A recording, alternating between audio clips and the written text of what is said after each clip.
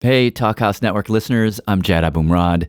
You may know me from Radiolab or Dolly Parton's America. I'm here to tell you about my new show, Higher Ground's latest music podcast called Fela Kuti, Fear No Man. Fela is basically, you could think of him as the Nigerian James Brown, but with some Muhammad Ali thrown in and some Nelson Mandela. I think he's one of the most important musicians of the 20th century. And in the 1960s and 70s, he created an entirely new genre of music called Afrobeat, and then he turned that music into a weapon against the state. Like, if you have ever wondered, what is the point of art? Like, what can art do in this crazy moment we're living in?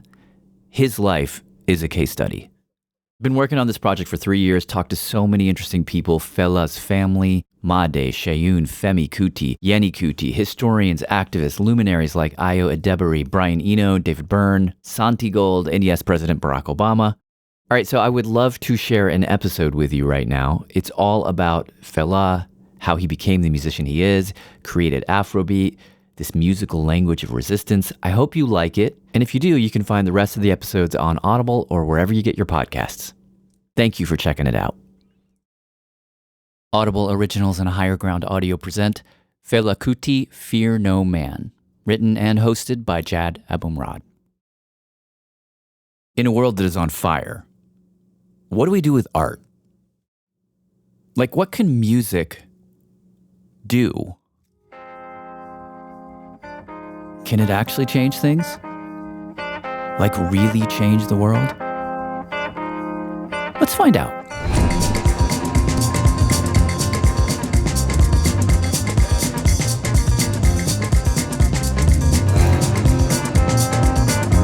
In this series, we're going to look at the life and the music of Fela Kuti. Fela Kuti. Fela Kuti. I always get that. My tongue always trips over that. Kuti. The father of Afrobeat. The black president, the chief priest.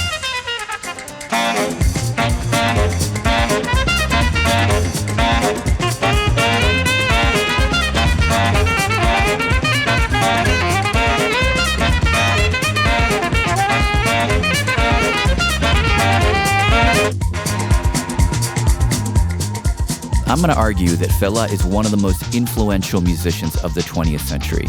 From one of the most important countries that we in the West rarely think about, but should, Nigeria, he created an entirely new form of music that not only mixes jazz and funk and all these things, but also layers in resistance, bakes it in.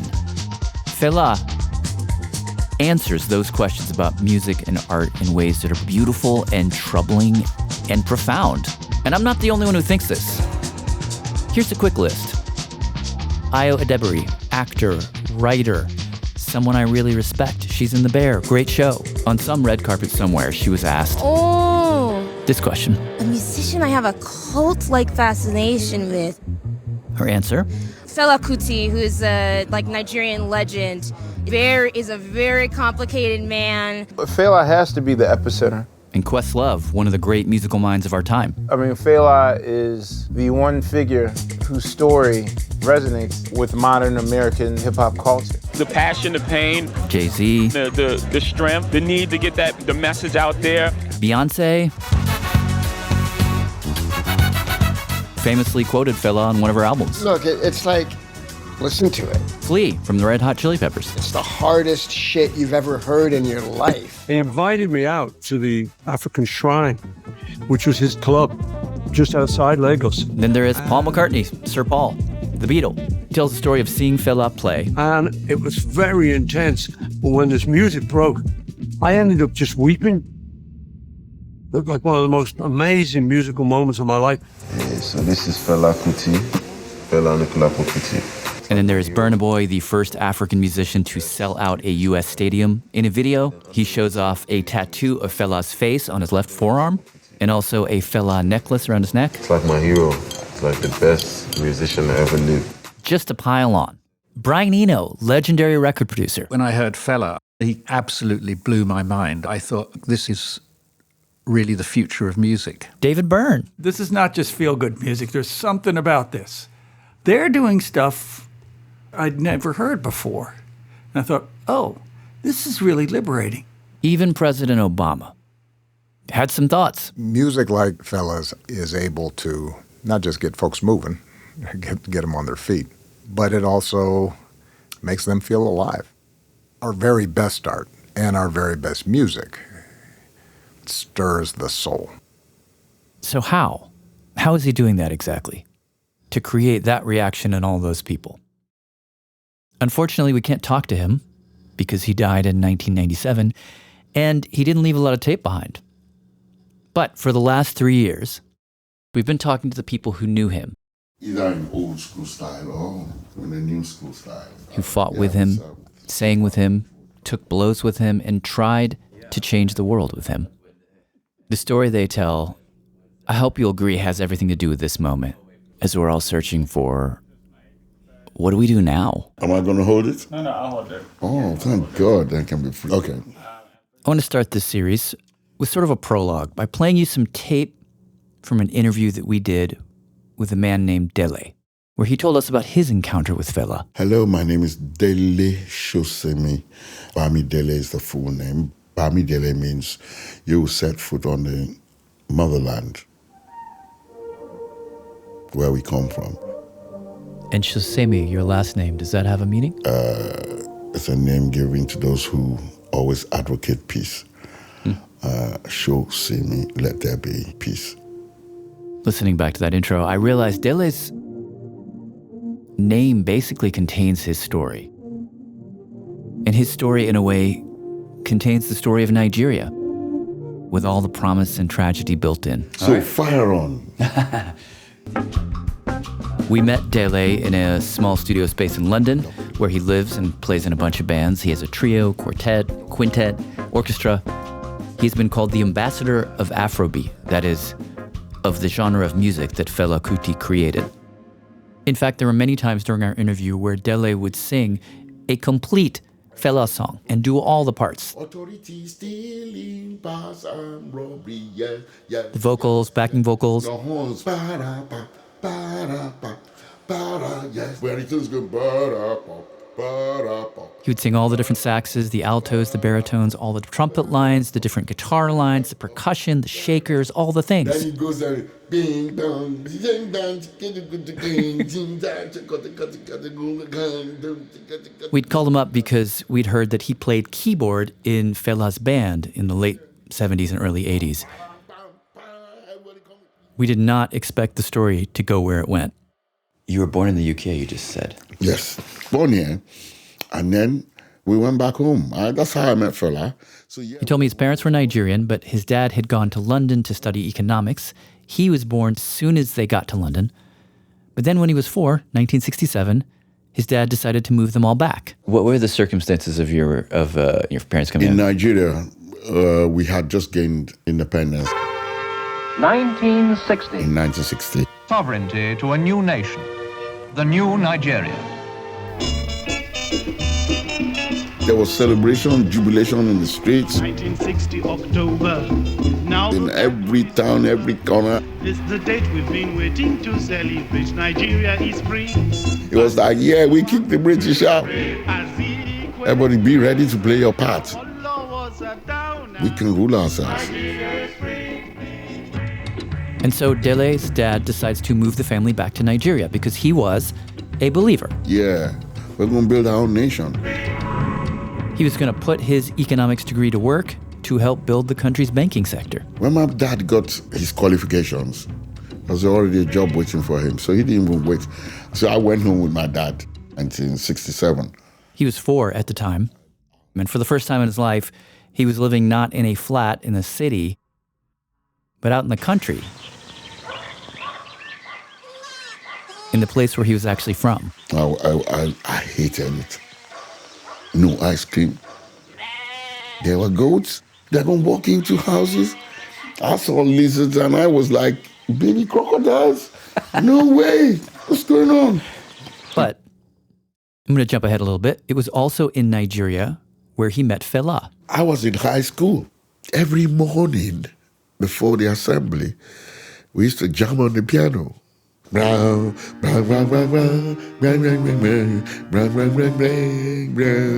on me. Just popular songs. Anybody who knows the song will just play bing, bing, bing, bing, bing, bing, bing, you know. Yeah. And every so often at these pre-assembly jam sessions, this kid would drop in. 2 years above me. Slightly older. He would play with them, and he was pretty good. This guy, he just used to jam. And I'm like, how does he know all these songs? I just said, anytime he's playing, I'm going to be watching him. That kid, it turned out, was Fela's nephew. Koye. Fela was a massive star at this point. He was like Elvis. If Elvis were also getting into violent clashes with the government on a regular basis, more on that in a later episode. Point is, he was huge. And so his nephew... He would come to school and be showing off. Oh, this is Fela's latest track. It's called Yellow Fever. This Fela's latest track is called Opposite People. This is Fela's latest track. It's called Colonial Mentality. So one day he was playing, and there were some things he can't play together with his right hand. So I just said, okay, let me play that one you're playing. So I just went, bing, bing, bing, bing, bing, bing, boom, boom, boom, bing, boom, bing, bing, bing,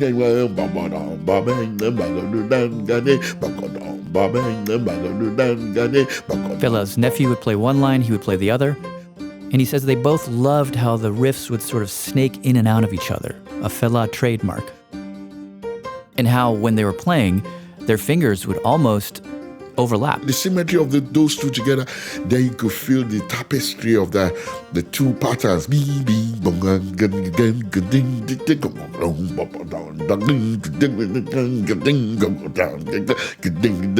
So he was so happy. He was like, yeah, keep it going. And then he changed.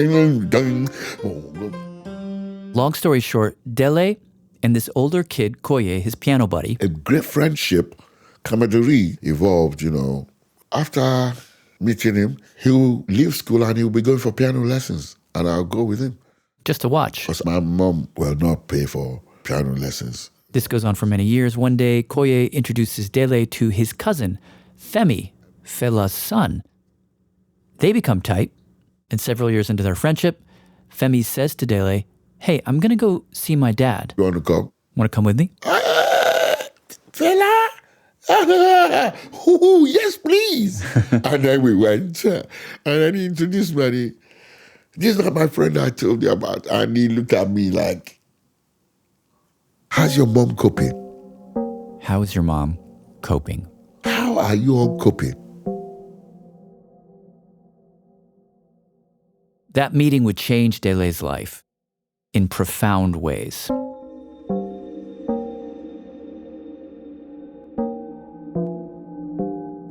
But before we get there, it's important to say a few things to fill in that gap that I skipped over a second ago, from age 4 to 14, from when Dele arrived in Nigeria to when he met Fela Kuti. In those 10 years, things did not go as planned for either Dele or the country. Initially, his dad got them set up. Your dad was doing finances for the government at that point, or? No, he was working for a bank. Straight away, he worked with Standard Bank, from Standard Bank to Barclays Bank, from Barclays Bank to National Bank. And his dad became a very important person, one of the top financial auditors in the country. They lived in a compound, they had guards. Dele worshipped his dad. Things were good. But the country was shifting. Toxic seeds were growing. Even before independence. Substantial reserves of oil have been located under the River Niger. You had all this oil discovered in the south of the country. This year, exports may be worth £5 million.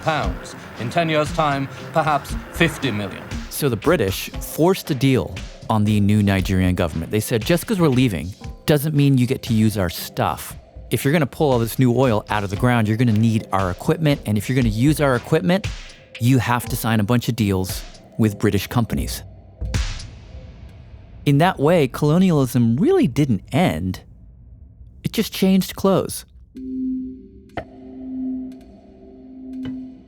The Nigerian government was not technically beholden to the British government anymore, but they were now beholden to British companies.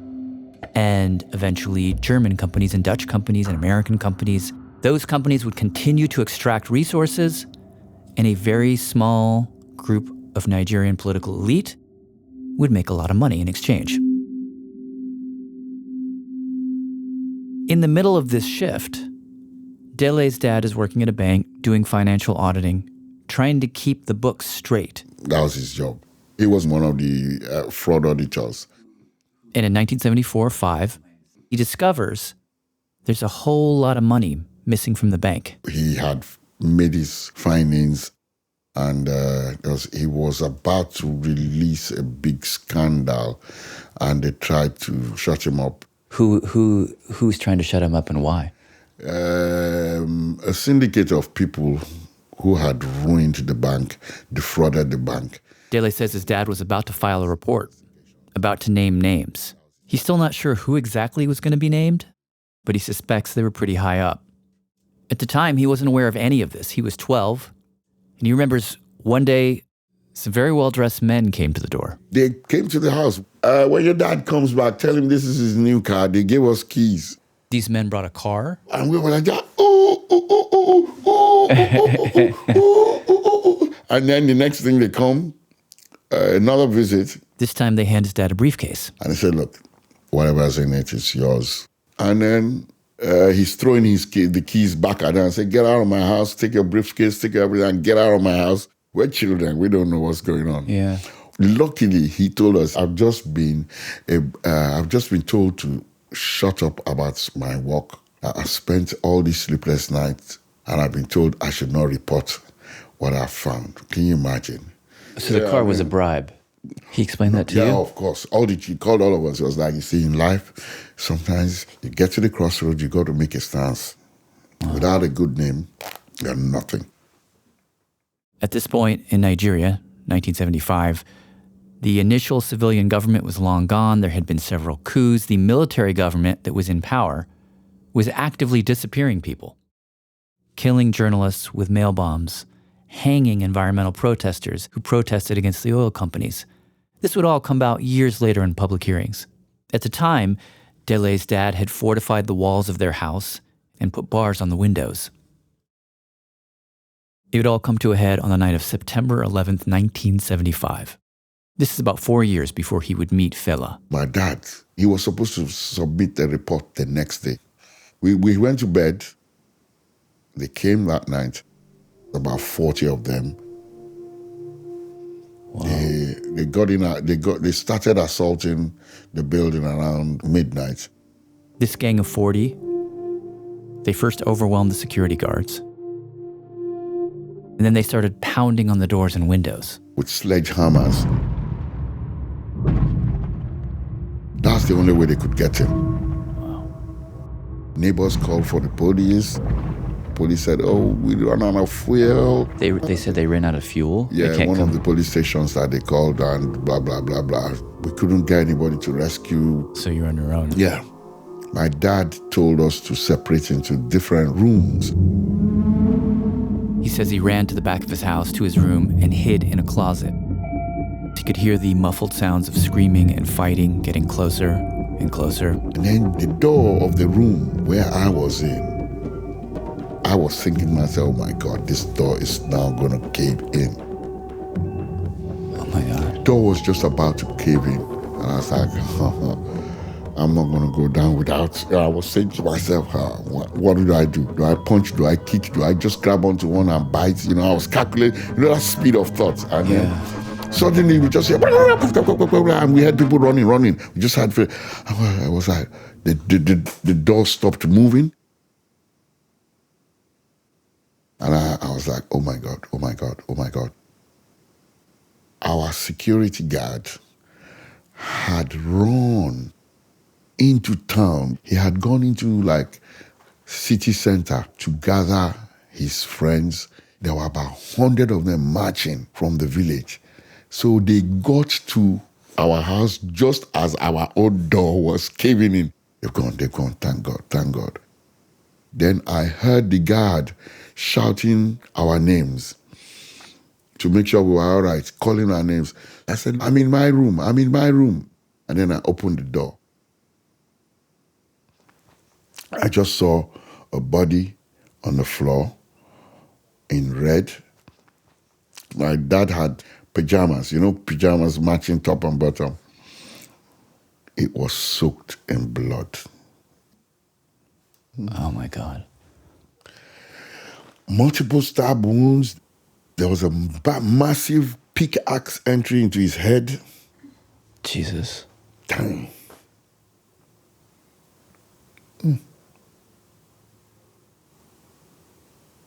Dele says his father was unrecognizable. Completely fucked up.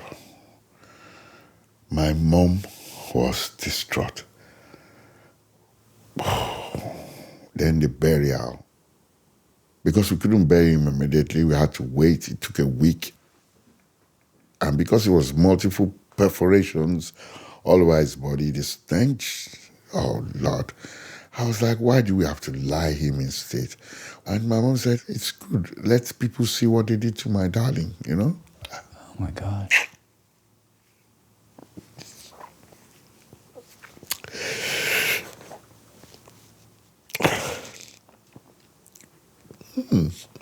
But over the years, I can still talk about it. But evil. Damn.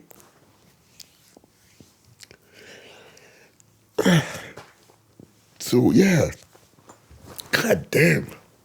How do you just ask for someone's life to be snuffed out, We had to waste about 10 cologne, perfume, spray in the room, because my mom said, open coffin. There was one big, massive stitch to keep the skull together, because it pickaxed him on the head. And I was like, God, why?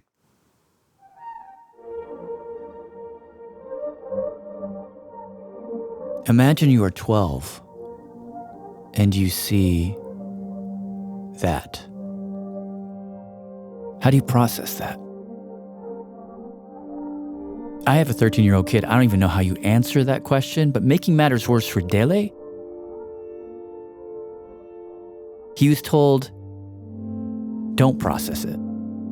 That thing that just happened, just pretend it didn't happen. Family, friends, they were telling my mom, don't give interviews, go and hide, be really scared. They may still come for you. Some people say, please don't stop coming to our houses. Please don't. We don't know if you're being traced. He was told, don't talk about it. Keep your head down. But he'd seen what he'd seen. He told us night after night, he would have this dream where he was trying to warn his dad that something bad was about to happen, but his dad wouldn't listen. And then he would wake up feeling guilty. So that's where Dele was at when his new friend Femi introduced him to his dad, Fela Kuti. Fela? Yes, please. And then we went, and then he introduced me. This is that my friend Dele I was telling you about. You remember the son of that banker? Everybody in Lagos knew, chief auditor, National Bank, executed. And he looked at me like, tell me, what happened to your dad? Tell me the story. The same thing as I explained it, I explained to him. He shook his head. Said, how's your mom coping? How are you all coping? No one had ever asked him that question before. Have you had psychological counseling or psychotherapy? I said, no. I didn't know what that was. He said he'd never heard those words before. But my mom worked in a library, and it was just behind my high school. So I finished from school, walk around the back of the school into the library. In those days, we didn't have Google. Thesaurus. Psychology. Okay, psychology. Logy. That's so interesting that he introduced you to the idea that you need to take your psyche seriously. Oh. Then he said, look, I'm going to fight for your family because right now, both your mom and you children should be in therapy. And right now, your mom should not be working. She should be on permanent holiday. The full salary of your dad. I'm going to fight for that for you. Holy I'm going shit. to see what I can. How did that hit you? I was shocked. When he said that, I was like, he didn't know my dad. He's not even family. But he was the only, not the first, he was the only person who was bitter. As in pissed, not scared. That statement, my life just changed. I said, that's it. It's my new hero. I will follow this man to hell and back. Now I know what my calling is. But here's the thing, Dele did not find his therapy where the book told him to look.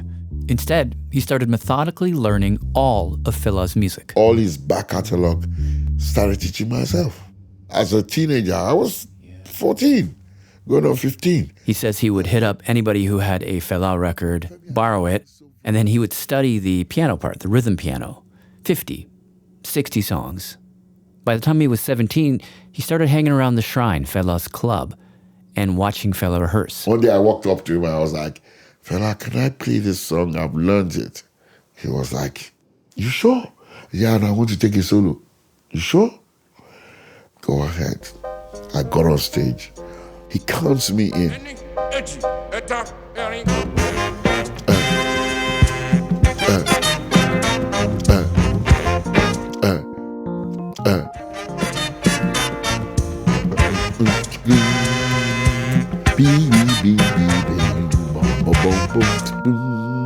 You have to know.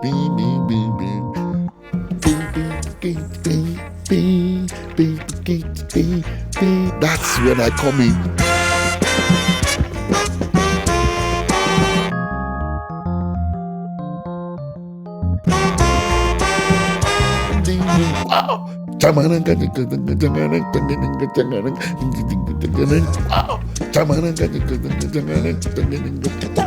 Then the book has come. You be thief, and I be thief. You be rogue, and I be rogue. Yeah, you be robber. Yeah, you be robber. You be am robber. And I be am robber. He says that first run through, Fela would occasionally glance at him and smile. It was the first song I climbed on stage.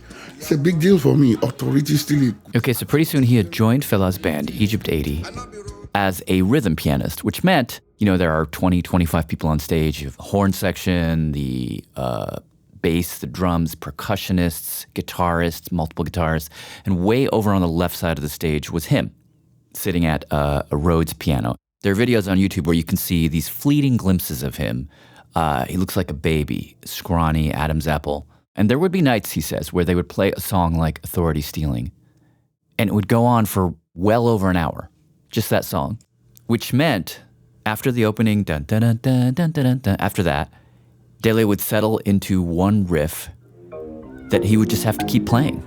It starts with that bass line, then I go,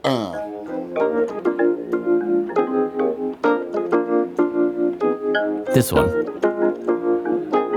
He played it for us backstage in London before a gig with his quintet. He had this little electric piano that he demonstrated on. Can you imagine me playing for 40 minutes without stopping?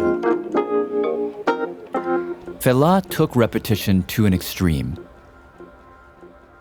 We talked to one person who told us that he once made his band record one song for 24 hours straight, an entire rotation of the earth. And he had a policy that every musician had to play their loops exactly the same each time, and if they didn't... You just get fined. You get fined? We get fined. Oh. Wait, how much? If he find you more than twice in a night, all your wages gone. Can you imagine? So we asked him, playing that one thing over and over again for hours with all that pressure hanging over you. Doesn't that make you nuts? Oh, no. No way. No.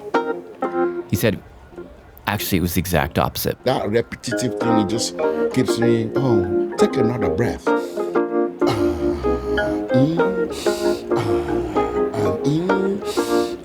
Meditate, keep it going.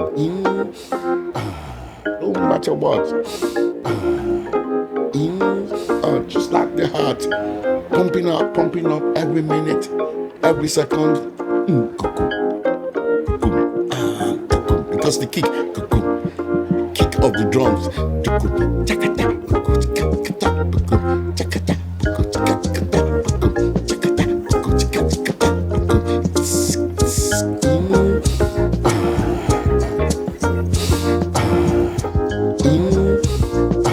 Walk me through what happens in your mind over the course of those repetitions. It's like, it's gonna be okay. It's okay. It's okay. Hang in there, hang in there, hang in there. It's okay. There's more to coming in over. It's okay, it's okay. He says every night when he would play that one little loop, it's okay, he would feel his body calm. His breath would slow down. He would slide his attention into his own lungs and then pretend he was pushing against the walls of his lungs, pushing them out. And then he would slow his heart rate until his heart matched the kick.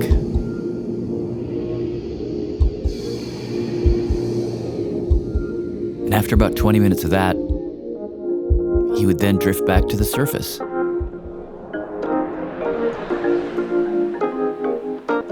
Fela told me a secret one day. He said, look, after many solos and all that, he said, when you want to take your solo, look how many people dancing on the floor. Zero in onto one of them, check their moves. Find something to engage with in the nature of that ostinado.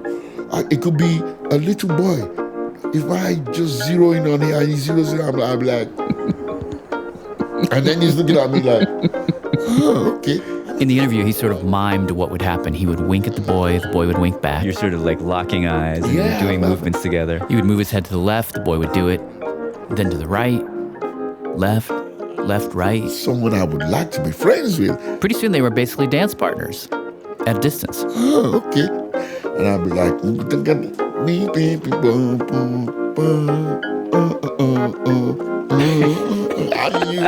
maybe just to see if it would, and I get a reaction, you know. This is the one part where I wish we had video to sort of, we can play what you're doing right now. And I do to the groove. At this stage of the interview, Dele was basically having a full-on dance party in his seat, just imagining him and that boy duetting back and forth. I just used to trip on that. Hypnotic, cleansing. Yeah. So that was my therapy. I said, I went and checked the psychological psychotherapy and all that, and I realized that it could either be administered or it is something you actually have to find a way. What takes you to a place where you're okay? I gotta say, watching you sing the songs, you can tell the passion. I feel it's such an interesting experience watching you kind of feel like you're like channeling something. Oh man, the energy I got. I just love doing this stuff, man. It's my healing.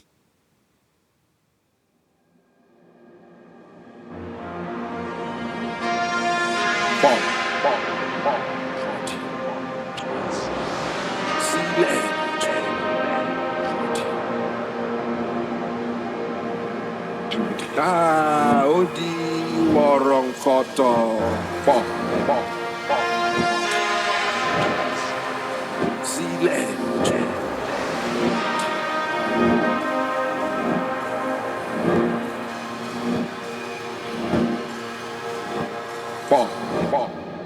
Coming out of that interview, the word that I kept thinking about was not healing, actually. It was the word David Byrne used at the beginning. Oh, this is really liberating. Liberation. How trauma holds you in place. It's like a cage.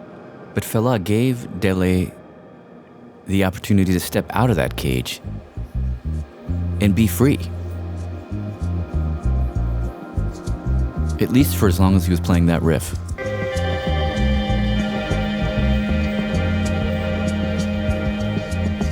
The reason I started with Dele is he's just one guy, but imagine a million Deles having more or less the same experience. Like atoms, one tiny explosion bumps into the next, into the next, into the next, until you have a cascade of energy that creates something much bigger.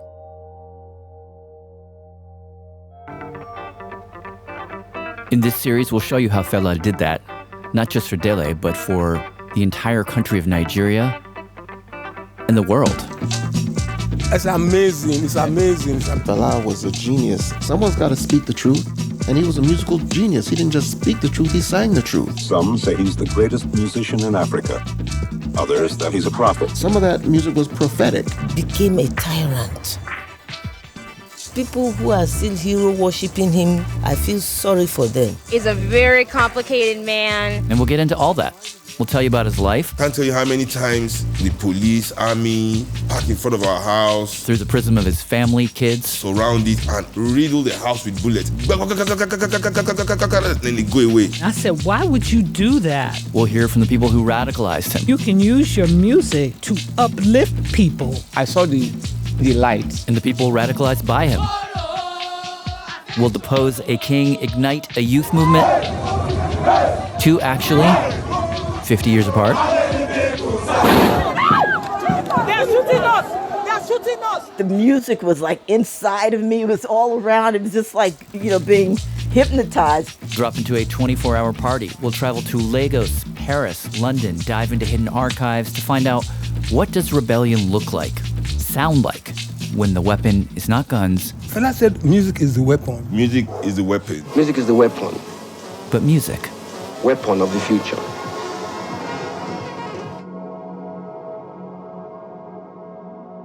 If you're someone who doesn't think art has power, you need to listen to this.